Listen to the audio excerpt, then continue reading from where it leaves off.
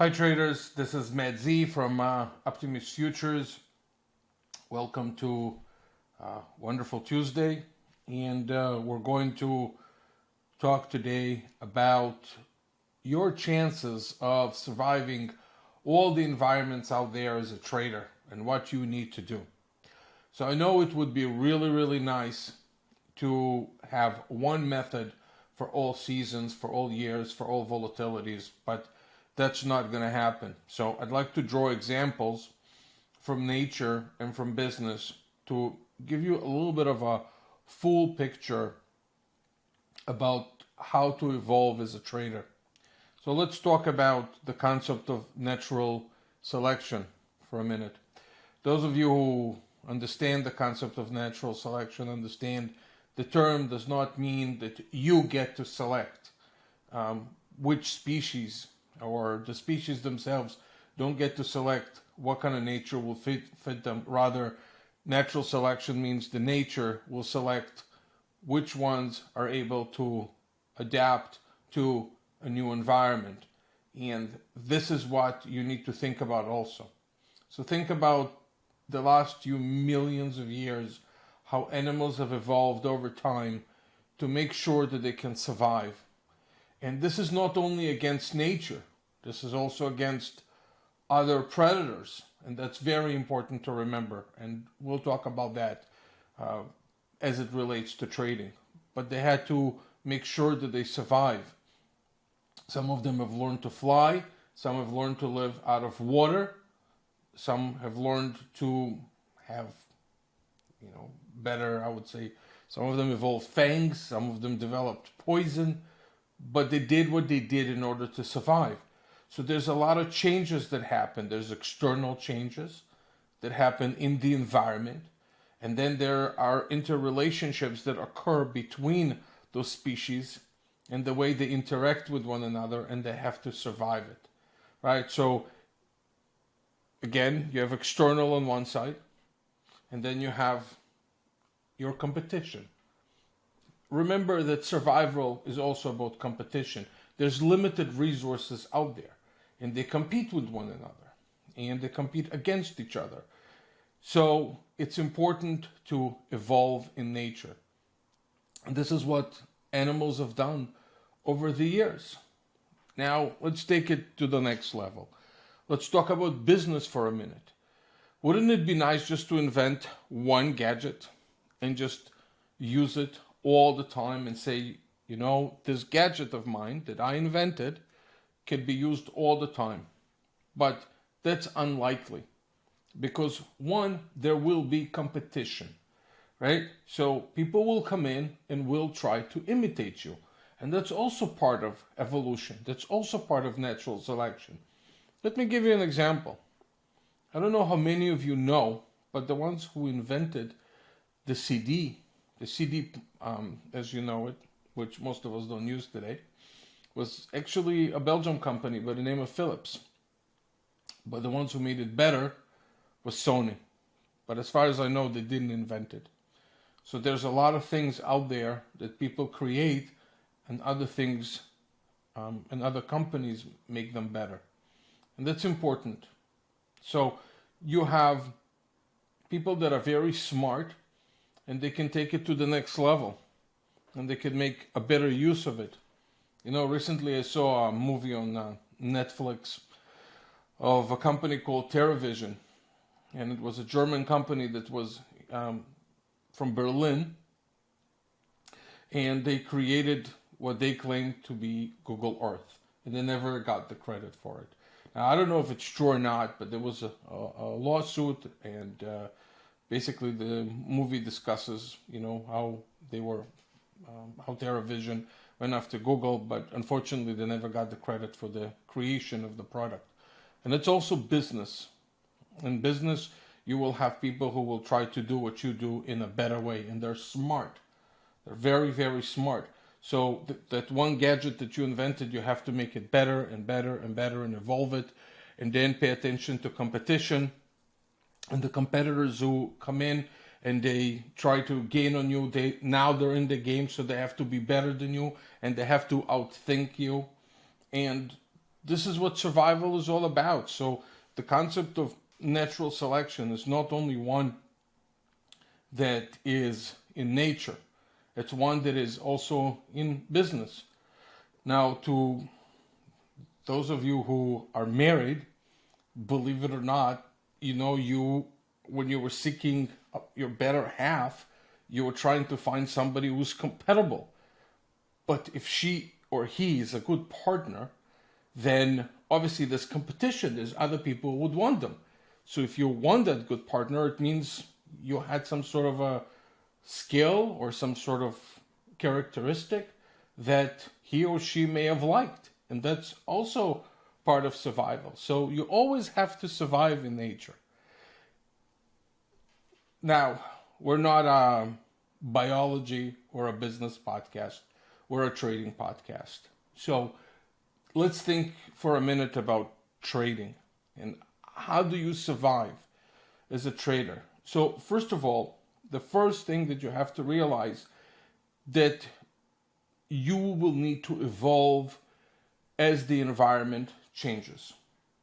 You will have to evolve mentally because the markets obviously change, and you will also have to evolve technologically. Now, I'm not going to talk about the technological part because clearly that depends on your age and it depends on how fast you move in the technology world. Some people were able to adapt really fast, to web trading and electronic trading and phone trading, but at the same time, you still have a generation out there that prefers to call a broker and discuss things with him, and that's okay because they were not able to adapt to the new technology. I'm not saying it's a bad thing, but obviously those who became day traders or they cannot talk to a broker, they must click into their keyboards because they have to make very fast decisions.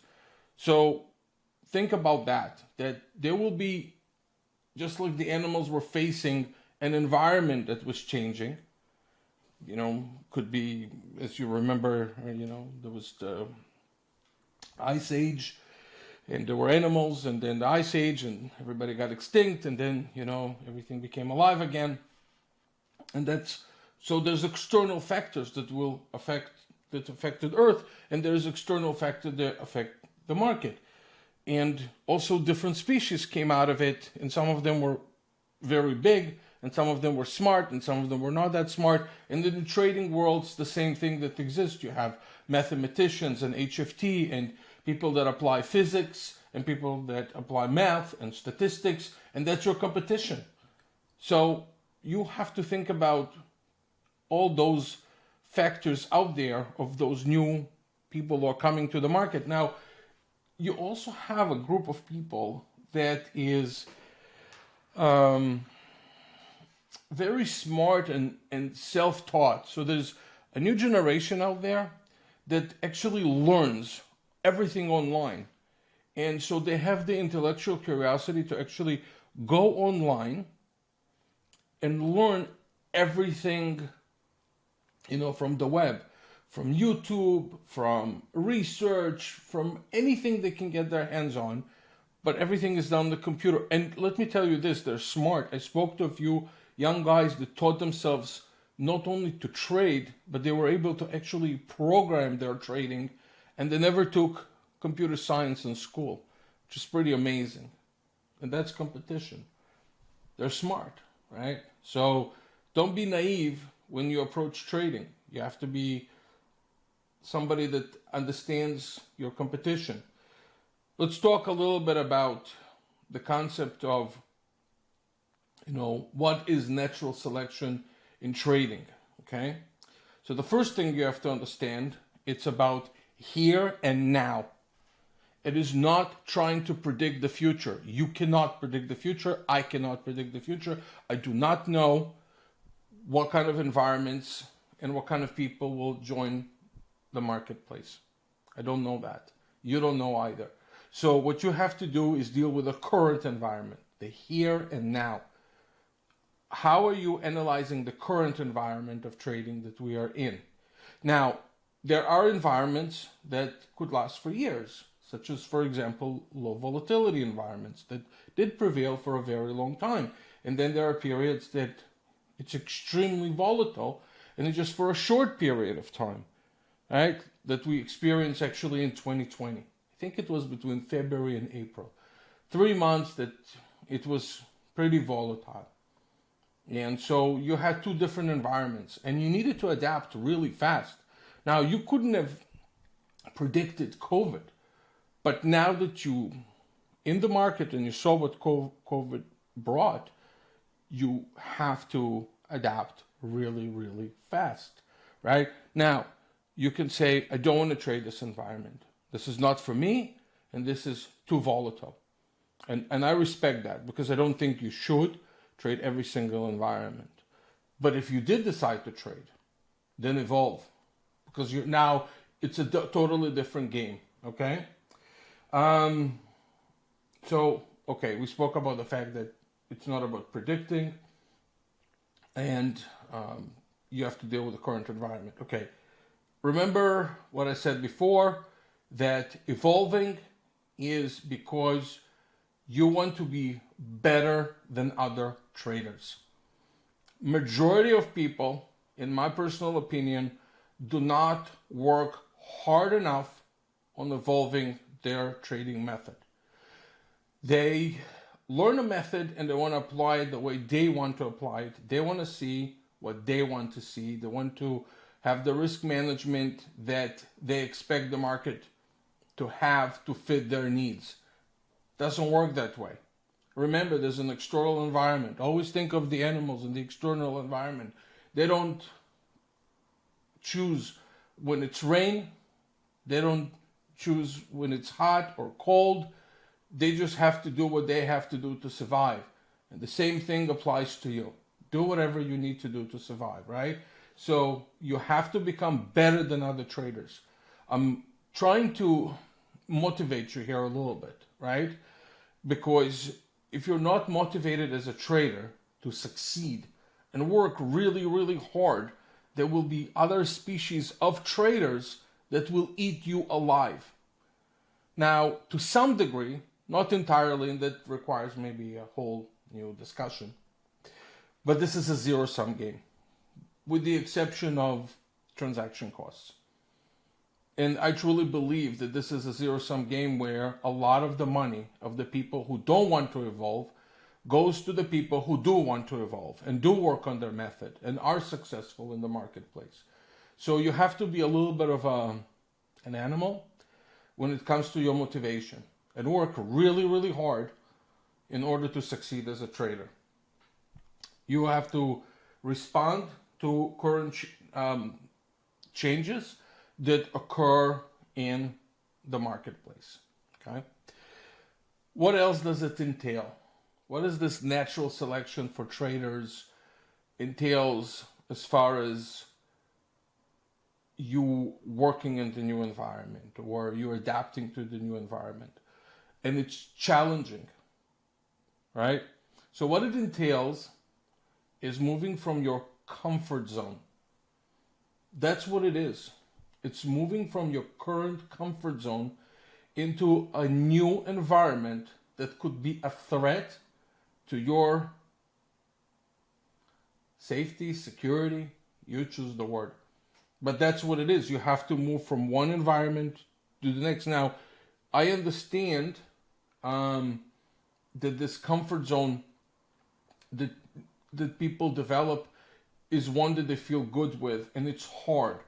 It's a hard change where you have to move from one environment to the other environment. I respect that. But nevertheless, this is something that you'll have to do. You will have to get out of your comfort zone and you will have to say, I'm in a new environment and I have to adapt to a new environment. And what does it mean? It means that the ranges could change, your risk management changes, the frequency of your trading could go higher, or it could go lower. But whatever you do in a new environment, you don't force your needs on the environment. You actually trade according to the environment. It could change a lot of things. It could change how much risk you put per trade. and again, the frequency of your trading.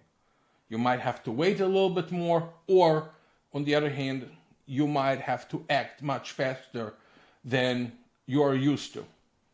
Pull the trigger really fast. And if you can't, and you're hesitating, that means you're not adapting to the new environment. Now, I'm not here to tell you when the new environment is there, but many times from the question I get from people, I could tell that we moved from one environment to another environment and they just don't feel it, or maybe they're refusing to believe, or maybe don't want to see it. But now those of you who listening to the podcast will be able to understand. Now, also part of survival is moving from paper trading to real trading. That's also evolution. That's a completely different set of skills that comes into play.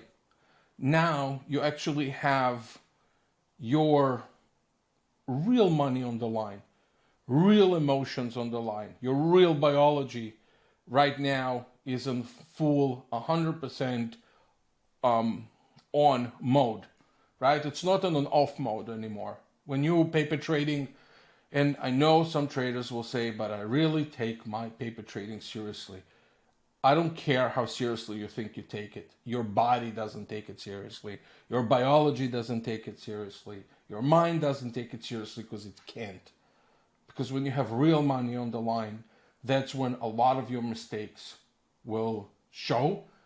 And that's a good thing, because you should be encouraged, as I said, to be very motivated, to work really, really hard, to discover your mistakes, to discover your weaknesses, and to say, you know what, now that I know what my weaknesses are, I'll improve it. Now, a lot of people, what they do, unfortunately, and I've discussed it many times, and some of the podcasts, the things will be repetitive because I find that people do not listen to all my podcasts.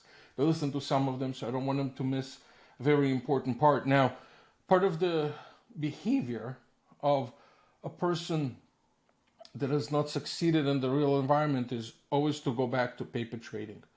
But that's a step back in evolution to an environment that doesn't do anything for you. It doesn't evolve you as a trader. Because every time you move to a new environment and now you have to survive, you think you've done something wrong. And if you just improve in that environment in paper trading, now you'll be a better trader and things will all of a sudden change. No, they will not. Part of natural selection in real trading is trading in real environment, real money, putting yourself at real risk. And if it's not for you, then look, there's other options. I'm not saying that everybody should trade. I'm not here to say that everybody who approaches trading should be a trader. But I hope that if you are in the business, you'll put 100% of your effort to truly understand what I'm talking about here, and make sure that you actually pay attention to the environments that are there, right? So, on that note, all right. Final thing about natural selection and as you proceed as a trader into the future. One thing to remember is that what you've done in the past as a trader, as you walk into new environments and new challenges, is irrelevant.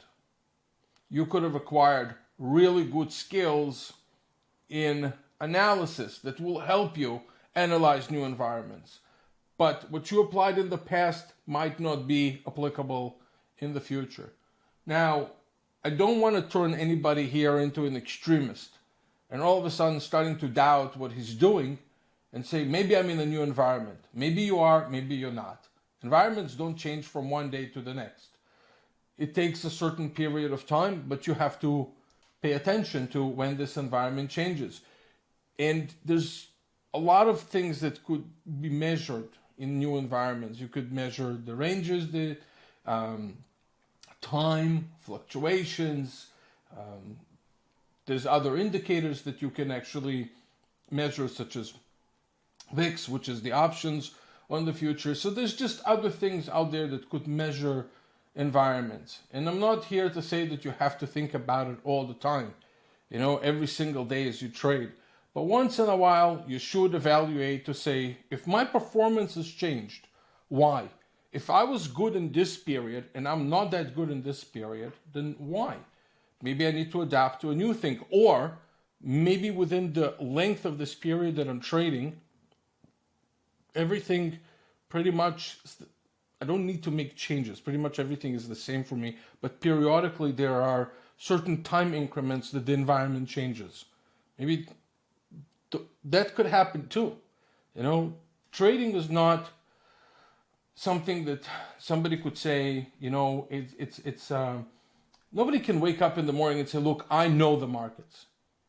Nobody can say that. You only know what you know up until your last trade or up until the last day, right? So it's not a straightforward thing.